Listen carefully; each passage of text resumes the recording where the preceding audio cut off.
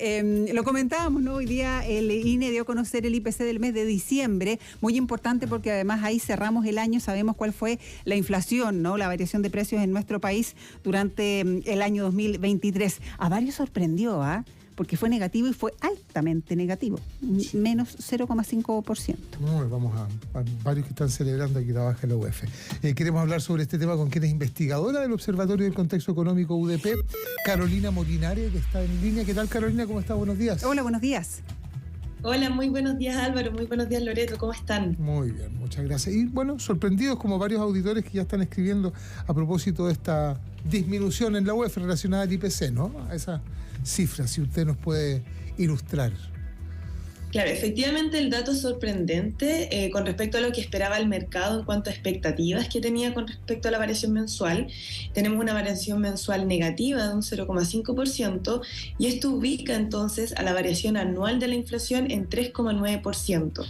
Cuando hablamos de este número hay que hacer especial énfasis, ¿cierto?, en que es un número que se encuentra por debajo de lo que espera como rango de inflación el Banco Central. Cuando nosotros miramos las metas del Banco Central, el Banco Central estima una meta de una inflación de un 3% con un horizonte de 2 años. Y esto entonces, para que esto ocurra, el Banco Central modera en el corto plazo el rango en el cual se puede mover la inflación. Y el rango en el cual se puede mover la inflación es entre un 4 y un 2%. Entonces ya con este dato estaríamos entrando a lo que es el rango del Banco Central. Sin embargo, es un dato que todavía hay que mirar con cautela, si bien ya vemos que esta tendencia de disminución de la inflación, ¿cierto?, se ha concretado con todo lo que vimos durante el año 2023. Hay que esperar un par de datos más para ver si nos vamos a seguir encontrando los próximos meses dentro de este rango del Banco Central, porque hoy día es un 3,9 y es bien cercano al 4%.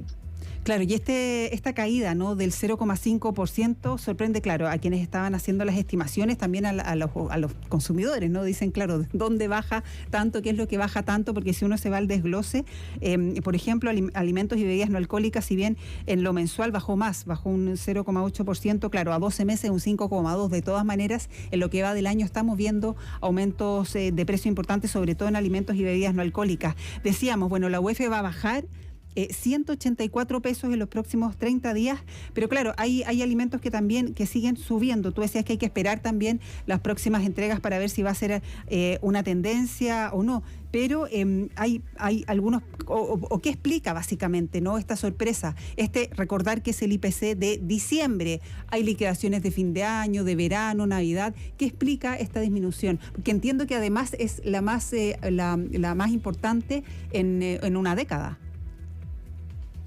Claro, efectivamente lo que nosotros tenemos con respecto a este dato es que hay ítems que sorprenden. Por ejemplo, la parte de alimentos y bebidas no alcohólicas, ¿cierto?, con esta variación mensual negativa. Y entre estos productos encontramos, por ejemplo, lo que es la papa. La papa, ¿cierto?, tuvo una variación mensual negativa, está disminuyendo en términos anuales. Entonces, en ese sentido, vemos que los precios, ¿cierto?, empiezan a moderarse con respecto al año anterior. También vemos lo que es el zapallo italiano, en general todo lo que es hortalizas y tubérculos. Eso sorprendió la baja. Por otro lado, también tenemos, por ejemplo, que tenemos durante el mes de diciembre, ¿cierto?, disminuciones en lo que es el valor de las gasolinas, del diésel. Entonces, todo eso impacta lo que es el ítem de transportes. Esto contribuye a que no tengamos alzas, ¿cierto?, de la inflación tan fuertes y que, por lo tanto, cuando vemos un tipo de cambio más apreciado con respecto a noviembre y también, por otro lado, un precio del petróleo Brent, ¿cierto?, más reducido, esto impacta en todo lo que es el ítem de transportes y de energía. Carolina, llama la atención y de hecho lo destacamos en biobiochile.cl, el alza en el ítem restaurantes y hoteles. Uno supondría que es un alza que tiene que ver con la demanda estacional, ¿no? Puede ser, sí, probablemente hay más gente con de vacaciones, probablemente, ¿no? Pero se contradice con una disminución mensual en el paquete turístico. ¿Cómo se leen estas cifras? Porque efectivamente los paquetes turísticos disminuyeron, pero justamente restaurantes y hoteles aumentan.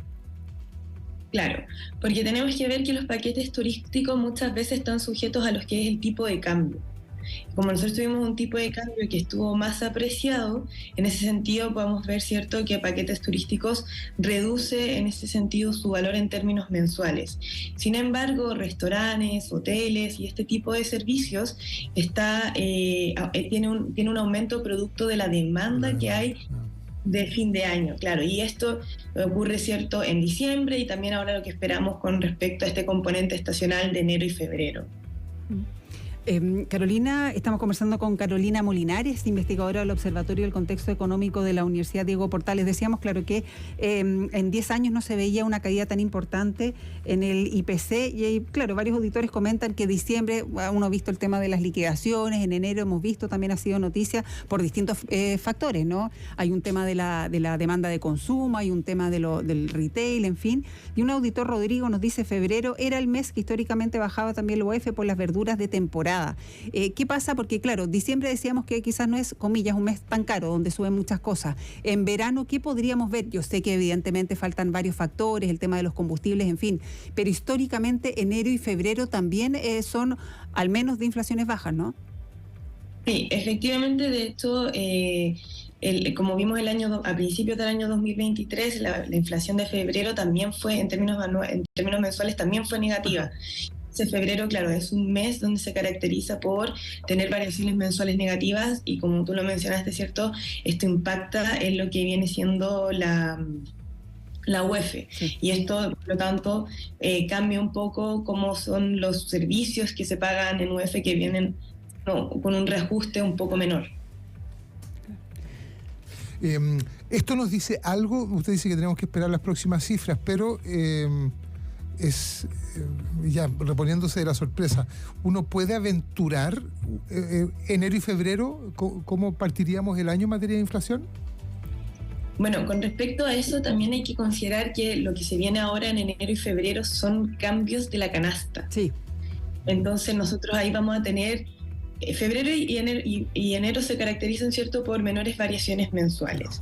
Pero ahora como vamos a tener un cambio de canasta, esto tal vez pueda sorprender también un poco al alza, debido a que hay un ajuste, ¿cierto?, en las preferencias de los consumidores, hay un ajuste en los productos que se incluye y que también responde, ¿cierto?, a estos patrones de consumo.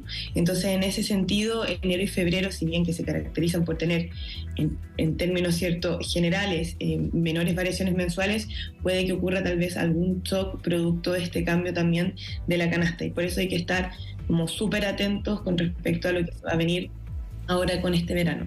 Claro, atentos a eso y también a las decisiones o considerar este factor para la decisión del Banco Central justamente para la tasa de política monetaria, con esta inflación que ya está dentro del rango meta entre 2 y 4%, ahí hay otros factores a analizar.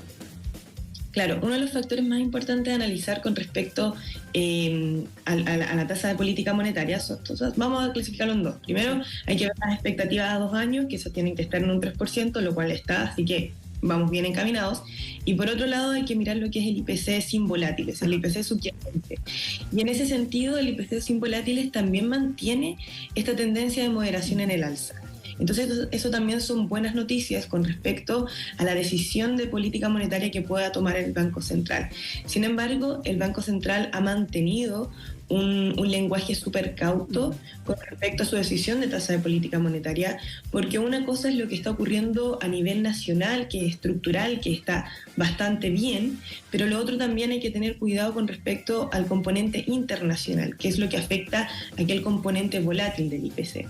Y eso todavía presenta, y de acuerdo a lo que ha manifestado el Banco Central, son riesgos que el Banco Central ha estado mirando con cautela.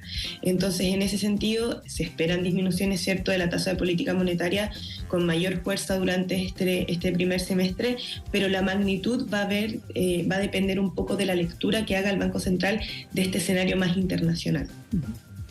Muy bien, Carolina, muchísimas gracias. Perdón, el dólar subió 10 pesos, ¿también se relaciona con este IPC negativo? ¿Tiene alguna relación?